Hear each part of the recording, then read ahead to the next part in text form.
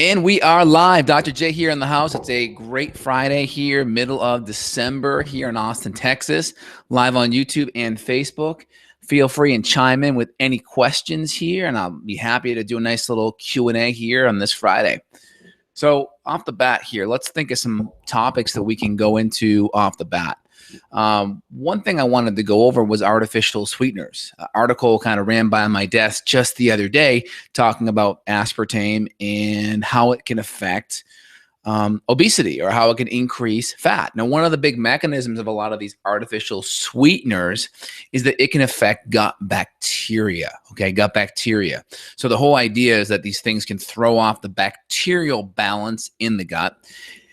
And there's this kind of Firmicutes to bacteroides ratio, and there's some research showing that when that ratio is disrupted, right, increase in Firmicutes, lower levels of bacteroides, there can be an increased risk for obesity. So that type of bacterial balance will increase calorie absorption and increase potential weight gain. There's also some research that even though you have that sugar in there and it's not really caloric, the fact that that signal to the brain senses sweetness, you can also get a little bit of an insulin spike. That's why there's studies out there looking at this and showing that increase weight gain over a course of a month or so with Diet Cokes compared to regular Cokes, partly because of the insulin spike that you may be getting because of that sense of sweetness.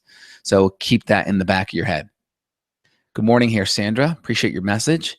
Any comments here, guys? Feel free and let me know. I'm on Facebook as well as YouTube. So off the bat, I just kind of wanted to relitigate the artificial sweetener component.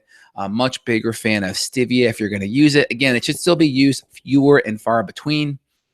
But if you're going to use stevia, try to use an option that's going to be maltodextrin free. A lot of these artificial sweeteners will have maltodextrin or corn sugar in there, and especially if it's not organic, then more than likely you're going to be getting corn that's genetically modified. So really want to make sure if you're doing stevia, try to make sure it's organic. Try to do a liquid version so you can dose it better and you don't have to get all the extra pesticides and GMOs from there. Hope that helps and makes sense.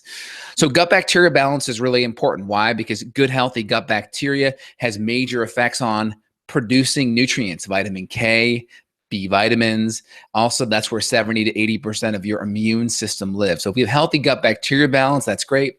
Also, good bacteria eats poop and poops nutrition, meaning it's going to take toxins, it's going to be able to deal with toxins and stool in the gut, and it's going to be able to spit out a whole bunch of good nutrients. Like I mentioned, bad bacteria is going to eat your nutrition, eat your B vitamins, and actually make you more toxic via endotoxin and lipopolysaccharides. And then, of course, if you have poor bacterial balance, you may have slower motility. If you have slower motility, you're going to be not passing out all those stool and toxins in an adequate time, and you're going to be reabsorbing a lot of the chemicals or toxins in the stool. Hope that makes sense there. Let's see here. Riley says, top of the morning, Dr. J, heading to Mexico tomorrow for all-inclusive. What precautions do you recommend? Avoid getting parasites while down there. Okay, awesome. So one of the big resorts I like down there is the Charisma brand. I go to Mexico a lot because it's such a fast flight here from Austin, Texas.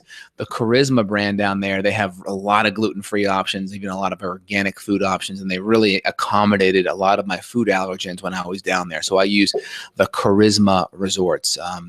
See, they have one called Maroma, where I've honeymooned before, Seashores. They have some couple ones with families, beaches, Sensatori. That's where I was married at, actually. So really good places down there. But what you should be bringing is probiotics. So my line, I'd recommend ProBioFlora. You should be bringing activated charcoal, and you should be bringing an oil of oregano. Those would be the big things that I'd bring down there. And of course, some stomach acid and enzymes, I think, is kind of would round up that stack. Hope that helps. You're on the GI Clear 2 now. That's good. That's got the clove and it's got the mastica in there. So that's good, but I'd recommend the other ones as well, just to make sure you're dialed in there. See, Ash J says, should one go vegan, plant-based diet for anxiety and OCD? No, I wouldn't. I wouldn't go vegan, all right? So typically with anxiety and OCD, I want to focus on good fats and I want to focus on good proteins. The problem with the vegan diet is you get a whole bunch of carbohydrates for the little bit of protein that's in plants. The only way you can get around that really is if you're doing soy, which is not good based on phytoestrogens, based on protein blockers, mineral inhibitors, or you do like a protein powder, right? So that's the only way to get around the carbohydrate issues with the vegan diet. Plus, plants don't want to be eaten. There's a lot of anti-nutrients in plants. The whole idea that, plants are just, they're free game. They're non-sentient. Animals are sentient. Let's eat the plants, not the animals. It's nonsense. If that was the case, then these plants would not have a lot of these anti-nutrients and mineral and proteolytic enzyme blockers if they just loved and wanted to be eaten. So I would recommend a paleo template with good blood sugar stability, protein and fat every 4 to 5 hours. And of course, I'd work on dialing in minerals, dialing in B vitamins. I would use amino acids and adaptogenic herbs to work on that. In particularly increasing dopamine. Dopamine and OCD tend to be connected. Okay, here, Sandra says, I recently found out that cinnamon contains carbs. Is it okay to add a bit in my morning while fasting? Yeah, I have no problem with that. A lot of research on cinnamon. It really helps with the glucose receptor sites, the chromium receptor sites, also helps with blood sugar, helps make you more insulin sensitive. I have no problem with good quality organic cinnamon. It's a non-issue. What should I do to help my stomach after antibiotics? Well, number one, I would get on some really good probiotics. Typically in my line, we'd use like a ProBioFlora, a high-dose Bifidobacter lactobacillus probiotic. We'd even throw in some Saccharomyces boulardii to help prevent any yeast overgrowth. That'd be a great starting point. Let's see here. UTI for 1 month. Try D-mannose, antioxidant, vitamin C flush. Is cranberry and lots of vitamin C causing too much acidic urine? Well, typically UTIs are going to be caused by alkaline pHs in the urinary tract. That's why the D-mannose helps. Well, the D-mannose helps kind of because the E. coli that tends to cause the UTI has a strong affinity towards the D-mannose. So then it allows you to kind of pee, and then the D-mannose goes out the urine along with the E. coli. So it really helps kind of loosen them up and flush them out. That's number one. I would make sure your diet's cleaned up, kind of a paleo template to start. And I would look at potentially adding in some probiotics too. Probiotics produce an acidic pH. Acidophilus means acid loving. And if the D-mannose isn't helping, I would look at adding the probiotics in there, maybe some uva ursi. And if we're still having issues, I would look deeper at the gut. And again, if you want to chime in later on, what was going on when this happened? Was there any antibiotic exposure? Were you on birth control pills? What was the surrounding environment that led up to this issue? That'd be helpful. What to cut from my diet for anxiety and OCD? Well, of course, grains, refined sugar, junky, refined plant fats are going to be huge. What do you recommend for people with essential tremor, already on some natural remedies, no conventional meds? Well, of course, I would look at blood sugar, and I would look at excess adrenaline and cortisol. So everything to work on blood sugar stability, paleo template, everything to modulate cortisol and adrenaline. So get on the adrenal supports, adaptogenic herbs. Again, I would need to see organic acid test and or an adrenal test to see what's going on exactly there. But I would look at adrenaline, and I would look at cortisol, and then potentially even hyperthyroid issues. I'd at least rule that out. Any tips on preventing heavy metal redistribution on a juice fast? Well, yeah, easy thing you could do is add in some activated charcoal and or some modified citrus pectin to help bind that stuff up while it's in your gut, and that'd be helpful. Let's go to Joyce over here on Facebook. Never heard that before. Plants don't want to be eaten. I found that one the other night after eating a double serving of broccoli. Yeah, you can see it, right? A lot of people will get gassy eating some of these plants. Plants don't want to be eaten. They have anti-nutrients. They have lectins. They have phytates. They have oxalates. They don't want to be eaten. A lot of vegan vegetarians will gravitate towards that, but there are mechanisms that plants have, right? Animals have claws and they can run and fight and flee. Plants have a lot of anti-nutrients, right? Again, it takes life to sustain life. I submit to you that animals and plants are just as alive. We just look at plants and we can connect to them because we have pets and they can smile at us, and we connect with that on a sentient level. But plants are still alive. If they weren't alive, they wouldn't be able to sustain most of the animals that eat them, right? Cows, a lot of the herbivore animals that we eat. So yeah, totally. Plants do not want to be eaten. They've actually done, if you read the book by Clyde Baxter, The Strange World of Plants, he's hooked up electrodes to plants, approached the plants with scissors, making this motion, and the electrodes went crazy, meaning the plants could sense the threat. All right, keep that at the back of your mind. Let's see here. Beverly says, I want to go to Africa, but don't want to take normal vaccinations. A year advice something natural. So there's certain parts of Africa where they may force you to go. In general, I think the only vaccine they may give there is typhoid and yellow fever. Personally, I would never go or travel anywhere where they forced me to get a vaccination. It's interesting because the areas where, the nicest areas to travel tend to be the areas where no vaccines are required. The areas that are like, the most third world-esque, those are the areas that they require the most vaccinations. And I get it, right? A lot of these conditions and diseases outside of like mosquitoes, right, is typically going to be caused by a poor environment, poor water, poor plumbing, sanitation. I just wouldn't go anywhere where I was required to get vaccinations like that. I've seen people get vaccinated right before they go, and they actually come down with the illness before they even get to where they're going. I've seen that happen way too many times. It happens with the flu vaccine all the time. Okay, off the bat. Let's see here. Any other questions here off the bat? What do you think about colonics? I think colonics can be helpful if you're really backed up, if you really are having a hard time moving your bowels. I don't think it fixes the root cause of the issue. If you're doing a big detox and a big cleanse push, I think it can be helpful if you are getting backed up, because we don't want to be reabsorbing a lot of the toxins in our stool. That's not good. Number one, I think there's some natural things you can do to push your bowels, better, or I should say less invasively. All right. Not everyone wants to go get colonics, but you can do magnesium citrate, magnesium oxide powder can be really helpful to kind of cleanse you in that sense. If you're going to do a colonic, I'd much rather see you do a coffee enema, because a coffee enema actually has some detoxifying effects to it, because that can actually go up your rectum, colon, go all the way up to the gallbladder and the liver, cause the liver and the gallbladder to spit out a whole bunch of toxins. So you get a little bit more of a detoxifying effect when you utilize a coffee enema, let's say, over a straight enema. But I'd much rather see you use some of the natural compounds I mentioned, and then to get the bacteria in your gut fixed. With healthy gut bacteria, you're going to have healthy motility. Healthy motility, you're not going to have to go and reach for the colonics when you feel backed up. Why do you prefer to repair the gut lining before treating the infection? Well, we're not going to ever be able to repair the gut lining until the infection is addressed, right? It's more cooling down the inflammation in the gut lining. So when we give the herbs aren't going to be as irritating to the gut lining. So it's like, imagine you just got a sunburn, right? And then now you're getting a massage. Well, the skin's really irritated. It's not going to be comfortable. We may say, let's wait a couple days. Let's let that lining cool down and then get a massage. That's kind of the mindset. Herbs can be a little bit abrasive, so we want to cool down that inflammation first before we go in there and use any antimicrobial herbs to knock out an infection. Okay, UTI follow-up question. Have been eating clean, have been on monolaurin to clean up positive Candida and C. diff from organic acid test. Recently weaned off thyroid meds, TSH 2.23, free T 4.92, free T3 1.84. So your thyroid's very, very, very low. If your free T3 is at 1.84, that's like bottom 5% of the reference range in general. So I would, number one, you need to get supported thyroid. You need to get supported via your thyroid for sure, because that's way, way too low. Low thyroid levels like that, I wouldn't be surprised if you're backed up or constipated or have weaker motility with that type of thyroid level, number one.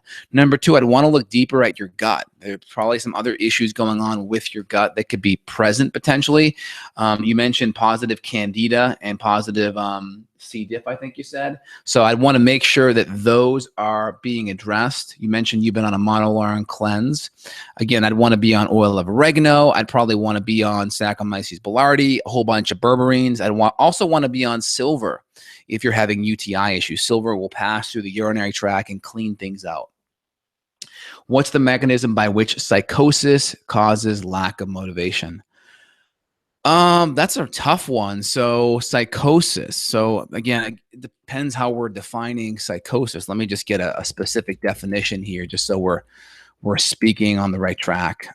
So again, there's like schizophrenia is a form of psychosis, hallucinations, agitation. So there's a lot of different symptoms. So if you can speak to what symptoms you're referring to in that broad psychosis banner, that'd be helpful. But in general, anytime you have excess brain inflammation, your brain's not going to work well. You're going to have a whole litany of symptoms.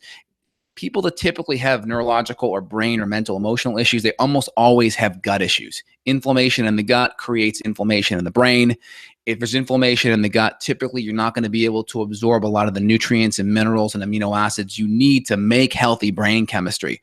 So you fix the gut by getting the digestion and the nutrient absorption up. Obviously, you fix the diet so the nutrients are coming into the system, right? Lots of green vegetables, lots of healthy fats and proteins, good animal fats, good animal proteins, and make sure you're digesting it. And then typically when that happens, you get the inflammation down.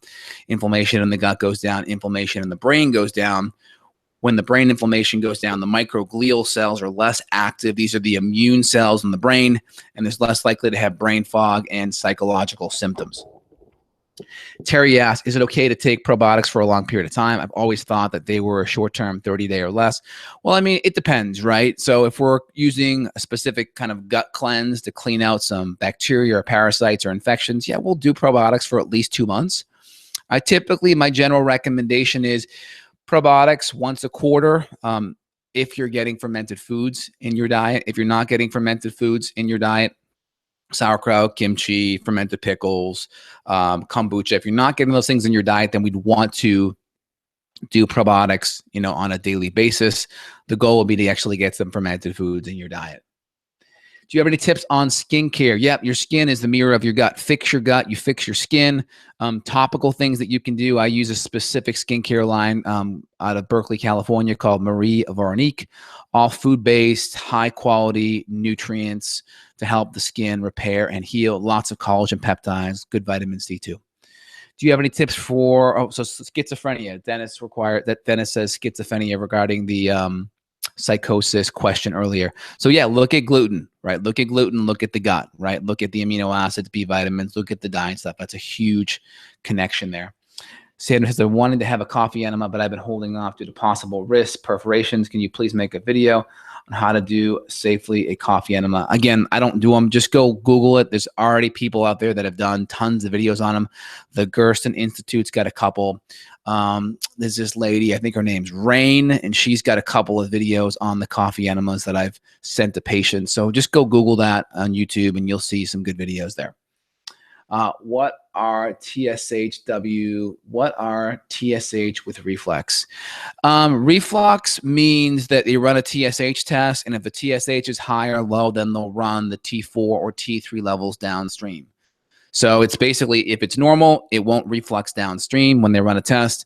If it's high or low, then they'll run the next marker. And if that next marker is high or low, they'll run the next marker. So that's kind of how they do it. It's just their way of not ordering too many tests. I typically would never do that. Only conventional medicine does that because they're trying to not piss off the insurance company and order too many lab tests. I just rather order all the lab tests and get a complete picture, not worry about what the insurance company thinks or says. Let's see here. Any other questions here, guys? Any questions on Facebook? Feel free and chime in. I'm checking out my chat here on Facebook. All right, cool. So just getting back to the schizophrenia psychosis question, if you're having any mental health issues, the first thing you got to look at is the gut. The gut and the brain are massively connected regarding mood, emotions, stability, just how you feel. So really make sure that the food you're eating is good. You can go type in gluten and schizophrenia. There's a massive amount of connections with that. So if you're having any psychotic issues at all, gluten, get the inflammation down, and then really good proteins, really good amino acids. And of course, if you're having digestive issues, this is where adding extra pre-digested amino acids are so helpful because there's no work that your digestive system has to go through to access it. So it takes a lot of stress off your gut. Okay, here, Addie says, my fasting glucose is 82. Okay, good. A fasting glucose of 82 is totally fine. I have no problem with that. I mean, I think 75 to 95 is okay in general.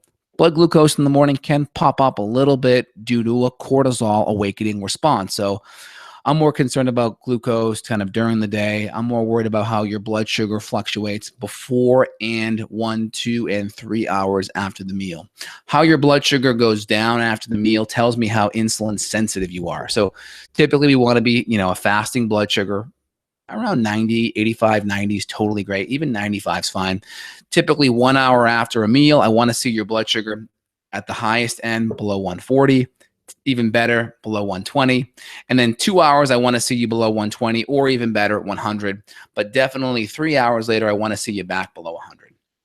That's a really good kind of way to keep a pulse on how you're doing blood sugar wise and how insulin sensitive you are. Why does insulin sensitivity matter? The more insulin sensitive you are, the more you need less insulin to get blood sugar into the cell. So think of it as like hearing. If you're hearing sensitive, it means the person talking to you doesn't have to yell, right? Same kind of thing. When your pancreas is yelling, it's making a whole bunch of insulin. Insulin causes cells to grow. Not good. It also can create inflammation. Why does cells growing matter? Because cells growing equals cancer, right? So keeping insulin levels under check makes a huge difference with glycation, with inflammation, with high insulin in females will increase testosterone, which will potentially create ovarian cyst. So a lot of not so good things happen when you are insulin resistant. We want you to be insulin sensitive. Any reliable histamine test other than the elimination diet? I mean, you can run a wholesale, I think, histamine blood, but again, the best thing is going to be a elimination diet. Look at the high histamine foods, citrus, chocolate, coffee. Again, people cut out grains, but you may just be gluten sensitive as well. What else? Fermented foods too. See here, preserved meats. Those are the big things. I have a histamine handout on my website as well. Let's see. Go back to the YouTube chat here. Could one take sea kelp daily as well as vitamin C in the formula? Camu infinitely, or should I allow a rest period to take camu with organic Again, regarding the kelp, I would just make sure the kelp's coming from a good source, not the Japan area where there was some radiation issues about 5 years back. So just keep that in the back of your mind. And again, if it's a couple hundred micrograms, I'm totally okay with it. If you're getting into the higher milligram dosages, you really want to be careful. Either you're not driving any thyroid issues, so keep it lower and gently work up. Merry Christmas, Dr. J. Well, Dr. J, thank you so much for the holiday wishes. I appreciate it. What's your opinion about liposomal vitamin C? I think liposomal vitamin C is good. I mean, typically just a really good ester kind of vitamin C with bioflavonoids is enough. But if there's some absorption issues, I'm totally fine with a liposomal vitamin C. And then Beverly said, I meant camu. I have no problem with that. Camu is kind of an antioxidant, kind of bioflavonoid with the vitamin C. I have no problem with that at all. Thoughts on metabolic typing? I think metabolic typing is great. The problem is I think most people are going to be a protein type in general. All right. People that are more active or more insulin sensitive are going to be a mixed type. Again, I took my metabolic typing certification over 10 years ago. I think it's great, but I think in general, most people are protein types, and you don't really have to go through that 300 question questionnaire to figure out what they are. Most people, you can just start them as a protein type. Good fats, good proteins, lower carb, see how they do. If they do well, great. If they don't do well, gently start nudging up the carbs and you'll typically see them start to improve. Joyce says, my patient has normal blood sugar readings after 30 days on paleo template, still on, I imagine, MET means metformin, and then Glim is probably another medication for blood sugar, but immediately after intense exercise, let me see if I can see that quote, hold on. But immediately after intense exercise, for some reason, I can't see that whole message. Let me see if I can find it. Can't see. Okay. So immediately after exercise, it just says ... If you can come in there and write exactly what you were saying there, that'd be helpful for me so I can see it. Hey there, Sherry. Hopefully you're doing well. Great to see you this Friday. Are there any daily vitamin supplements that one could take to prevent cancer? So the best thing for cancer, of course, is keeping your blood sugar under control. So I mentioned it earlier, keeping your insulin levels in check is going to be one of the best things. Otto Warburg, he was a German physician in the late 30s, early 40s. He was actually Hitler's doctor. Basically discovered that cancer cells really feed off of a lot of sugar, and insulin will stimulate cell growth. So keeping your blood sugar kind of dialed in is really important. I would say a lot of the cancer companies are looking at creating patentable analogs of the compound curcumin or turmeric. So I would say one of the best supplements that you could do to help prevent cancer outside of all the diet, all the lifestyle, vitamin D, cutting pesticides, chemicals, GMOs out. So that's kind of like a given, right? That would be a good one to add in from a preventative standpoint. Now, if you actually have cancer cells or you want to prevent to, you can also do a systemic enzyme cleanse. You would not do digestive enzymes. You would do specific enterically coated enzymes. Serrapeptidase is one of them. And they can actually go in there, taken away from food on an empty stomach. That can actually help break down and digest cancer cells. So you have that option, and you also have liposomal curcumin as a great cancer preventative option. That's, assuming vitamin D is checked off, kind of paleo template, toxins, all that stuff's good. I hope that helps you out, Cherry. Okay, let's see if I can go back here. Patient normal blood sugar, okay, at 200, but back to normal within the hour. So if they're on a paleo template and their blood sugar is popping up that high and their diet is that clean, I would look at referring them out to their endocrinologist to get them on some potential insulin. If their blood sugar is going up that high and they're doing really good things with their diet and they're on herbs and nutrients and things to help, and their blood sugar is popping up that high, but back to normal in an hour, they probably need a little bit of short-acting insulin. There's long-acting insulin and short-acting insulin. I would look at getting potentially some insulin on board. You may just want to I would run insulin antibodies. I'd run C-peptide levels. C-peptide levels will give you a window into how much insulin they are producing. So that's a good marker there. I hope that helps. Thanks, Sherry. I hope you have great holidays too. Let me go back to YouTube here. Let's see, Hester says, Merry Christmas. I was diagnosed with RA in December 2016. My new doctor wants me to get on biologics, Entrecept and MTX and hydroxy. My pain is not too bad, just in the feet. Should I change? In my opinion, I would stay as far away from those medications as possible. I would get you on an autoimmune diet first things first, and I would see how you respond with an autoimmune paleo template. And then from there, I would do a full functional medicine workup and look at all of the body systems 1, 2, and 3 to start. But the autoimmune template would be my first line therapy there. Hope that helps. Okay, only after intense exercise. Okay, well, if it's only after intense exercise, Joyce, that the blood sugar is going high, it just could be an adrenaline response. And if that's the case, I'm not too worried about it. The body is trying to mobilize extra sugar because of the exercise. Movements are more glycolytic, meaning they require more blood sugar to do the movement. So that's pretty normal if it's only after intense exercise and it goes down after. So I'm not too worried about that. Thanks for clarifying. Let's see here. Advice for someone who may have Candida.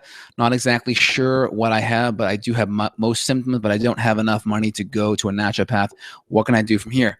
Lower carb paleo template to start. See how you do. Starve off some of those critters by just cutting off your fuel source and see how you do. How much water should I drink your day? I drink a day. Your body's many cries for water. Dr. Batman Gilish, half your body weight in ounces. I'm 200 pounds. I will drink 100 ounces of water a day on average. Excellent. How old is the earth? I don't know. I think 5 billion years, according to science. Not sure about that one. All right. Will you do a video on libido? Sure. I think I've done some in the past, but yeah, libido is going to be a response to healthy hormones, right? So anytime I've talked about hormones, female hormones, male hormones, the healthier your hormones are, the healthier your libido and your sex drive will be. That's just a byproduct of being healthy. The healthier you are, those things kind of come back into alignments. All right. Any other questions, comments, and concerns here, guys? Feel free and let me know. I got a patient I got to run to, but I'll stick around for one more question. Give you 5 seconds here to chime in if someone wants to. If not, I'll be back on Monday. What does a TSH of 0.59 tell you? Well, it's okay. It tells me nothing without looking at my T4 and T3 levels. And also, it's nice to know if we're autoimmune too. So not too much, but it is in the acceptable range for me. Charletto says, can herbal antimicrobials and biofilm disruptors negatively impact good gut bacteria? It's possible for sure. Again, it's going to be far less destructive than antibiotics. So if we have some dysbiosis we're trying to address, I'd much rather see you do that than use the antibiotics. Hope that helps everyone. Hey, I'll be back on Monday. Hope everyone is enjoying their holiday season. They're staying healthy and active, and I look forward to connecting with everyone again on Monday. Thanks a lot. Have a great weekend.